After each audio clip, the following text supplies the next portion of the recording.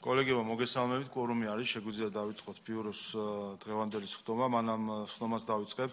ჩვენი კოლეგა ჯემალ ალანიძე, მას ჯანმრთელობის მდგომარეობა მძიმედ აქვს და ჯანდაცვის მინისტრი კავშირზე არის, ვიცი და ამ მხრივ უსურვებთ მალე გამოჯანმრთელებას.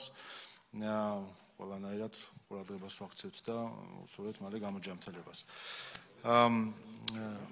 ჯემალ ალანიძე პარტია საქართველოსთვის ახალი კოლეგა. შემდეგ გადავდივართ საკითხებზე საქართველოს კანონის პროექტი ქალისა და მამაკაცის თანასწორობის შესახებ განსახილველ საკითხებში დაჩქარებული წესით განიხილება, გადაწყვეტილება არ გვჭირდება მე მგონი. ასევე განსახილვებში არის სახელმწიფო ქონების შესახებ კანონის ცვლილების პაკეტი მესამე მოსმენით, სახელმწიფო ქონება კვლავ მესამე მოსმენით.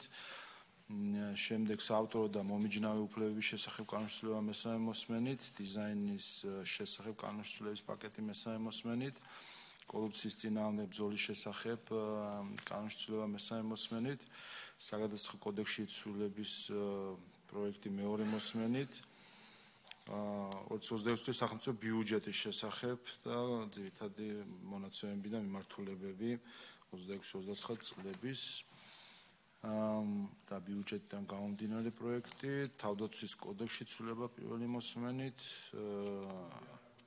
ბატონო, მანამდე არის მე-16 საკითხი არაგვის დაცული ლანდშაფტის შექმნის შესახებ პროექტი. საქართველოს აზიის განვითარების ბანკს შორის ასესხოს შეთანხმება, ეს განსახილველი საკითხები, რაც შეეხება ახალ ინიციატივებს. კანონის პროექტი სახელმწიფო დაცვის სპეციალურ სამსახურის შესახებ კანონის ცვლილების შეტანის თაობაზე.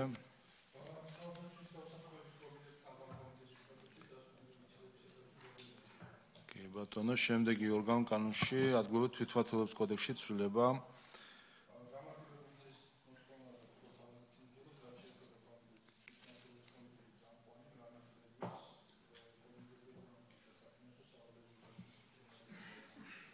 ბატონო, თხოვთ თანხმობას გამარტივებული წესით განხილვაზე, მადლობთ.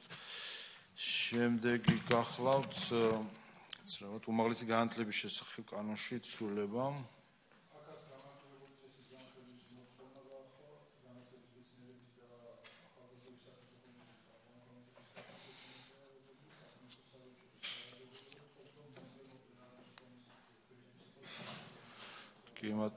კი ბატონო, აქაც ვადების გადაწევას ეხება საკითხი და ამიტომ გავარტივებული წესით არის მოთხოვნილი განხილვა, შემდგომ სასესიო კვირაზე გთხოვთ თანხმობას. მადლობა.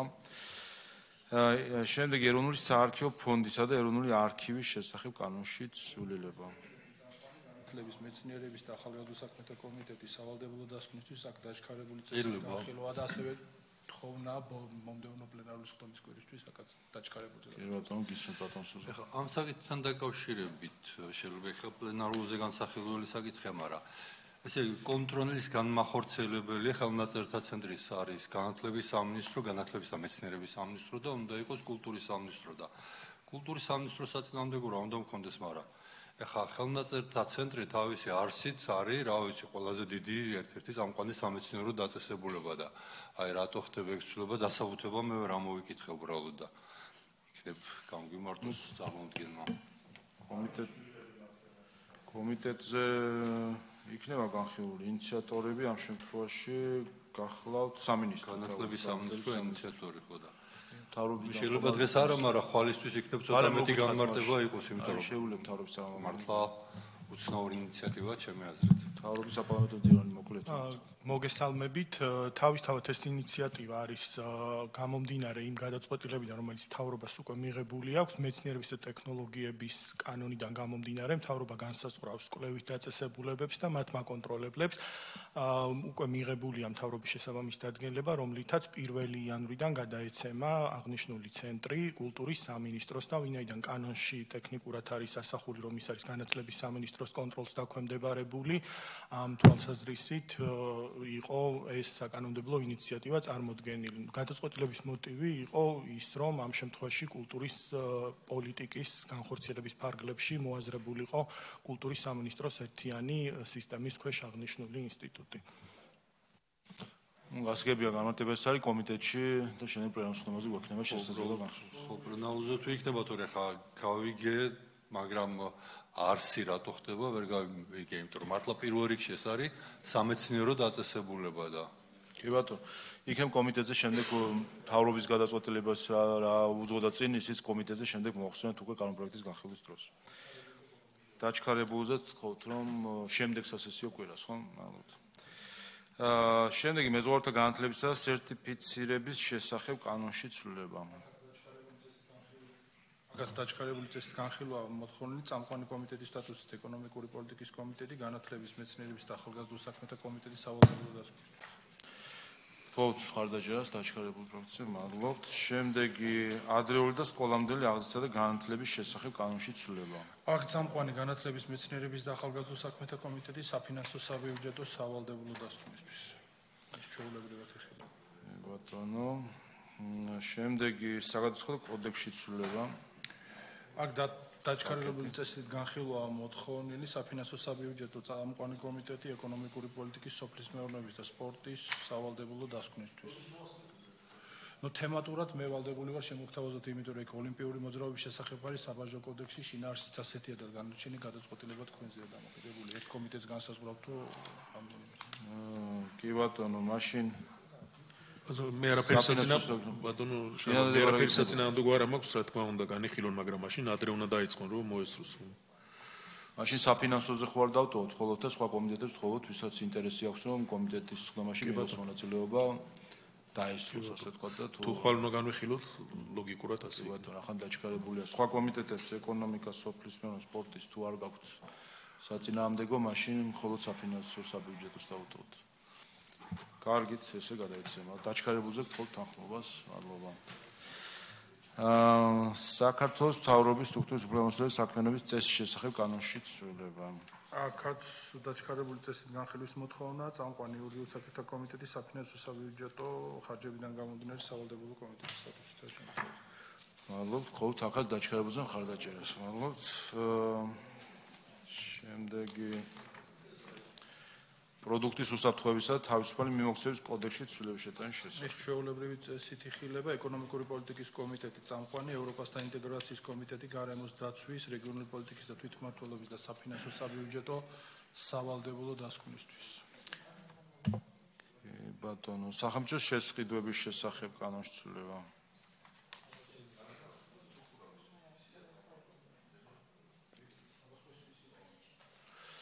სახელმწიფოს შესყიდვები. ეკონომიკური პოლიტიკის კომიტეტი, წამყვანი საფინანსო საბიუჯეტო ჩვეულებრივი სავალდებულო კომიტეტის სახით, აქაც დაჩქარებული წესით განხილვა მოთხოვნა. ბატონო, გთხოვთ თანხმობას, მადლობა. ფიზიკური და კერძო სამართლის იურიდიული პირების მფლობელობაში არსებული მიწისნაკვეთებზე საკუთრების უფლების აღიარების შესახებ კანონში. აქ იურიდიულ საკითხთა კომიტეტი, წამყვანი კომიტეტის სტატუსით არის შემოთავაზებული. დაჩქარებული ხო? გთხოვთ თანხმობას, მადლობა. საქართველოს და აზიის განვითარების ბანკის შორის სასესხო შეთანხმება. საფინანსო საბიუჯეტო წამყვანი გარემოს დაცვის, ეკონომიკური პოლიტიკის, რეგიონების და საგარეო სავალდებულო დასკვნისთვის. ბატონო, საქართველოს მთავრობასა და თურქეთის რესპუბლიკის მთავრობას შორის სამხედრო ჯანდაცვის სფეროში თანამშრომლობის შესახებ. თავდაცვის და უსაფრთხოების კომიტეტი, წამყვანი კომიტეტის სტატუსით, საგარეო ურთიერთობის, ჯანმრთელობის დაცვის და საფინანსო საბიუჯეტო სავალდებულო დასკვნისთვის. კი ბატონო, გადავდივართ საორგანიზაციო საკითხებზე. საგარეო ურთიერთობათა კომიტეტის თავმჯდომარის წარდგინება, მუდმივმოქმედ საპარლამენტო დელეგაციებში კანდიდატურების წარდგენის შესახებ. დასამტკიცებლად, გთხოვთ დავამტკიცოთ, მადლობთ. შემდეგი გახლავთ პარლამენტის საგარეო ურთიერთობათა კომიტეტის თავმჯდომარის წარდგინება, პარლამენტის წევრის მაია ბითაძის საპარლამენტო ავსტრიის რესპუბლიკის პარლამენტთან მეგობრობის ჯგუფში წარდგენის შესახებ, ესეც დავამტკიცოთ, მადლობთ. შემდეგი გახლავთ კვლავ საგარეო ურთიერთობათა კომიტეტის წარდგინება, ზურაბ ხადაგიძის საქართველოს პარლამენტის რიგ მეგობრობის ჯგუფში გაწევრიანების შესახებ ჩამონათვალის მოცემული აქვს, გთხოვთ დავამტკიცოთ, მადლობთ. შემდეგი გახლავთ საფუძვლის საკითხთა კომიტეტის უარყოფითი დასკვნა 25,000 ამომრჩევის ინიციატივასთან დაკავშირებით შეგროვებული ხელმოწერების ნამდვილობის შესახებ, უარი ეთქვა რეგისტრაციაზე და გენჯი უყაროთ ამ საკითხს. მადლობთ. ცნობად უნდა მივიღოთ საქართველოს პარლამენტის წევრების მომართვა კანონპროექტის გამოთხოვის შესახებ. კი ბატონო. შემდეგი ცნობად ვიღებთ ფრაქცია საქართველოსთვის მომართვას ჯემალ ანიძის ფრაქციაში საქართველოსთვის გაწევრიანების შესახებ. ასევე ცნობად ვიღებთ კვლავ საქართველოს მომართვას ჯემალ ანიძის პარლამენტის სპორტის კომიტეტში გაწევრიანების შესახებ. და ვიღებთ ასევე დასკვნა სტატისტიკის მიერ წარმოდგენილი 24 წლის ანგარიშთან დაკავშირებით. და ბოლოს საკითხი გახლავთ ლობისტის საქმიანობის ანგარიში ინფორმაციისთვის. კოლეგებო, ჩვენ მიმდინარე კვირა სავარაუდო 2 სასესიო დღე დაგვჭირდება. აქედან 4 შაბათს გვექნება ბიუჯეტის განხილვა, ხვალ შესაბამისად კანონპროექტები და პოლიტიკური განცხადებები, 4 შაბათს 2 კენჭისყრა ბიუჯეტის ჩათვლით და დაჩქარებული კანონპროექტების ჩათვლით და ვფიქრობ 2 დღეში ჩავეტევით ამ საკითხების განხილვაში. სხვა საკითხები თუ არა, ხუთშაბათი და პარასკევი შესაბამისად ამ გადმოსახედიდან როგორც ჩანს არ დაგვჭირდება. სხვა საკითხები თუ არ არის, პიროს ხმა დახურული.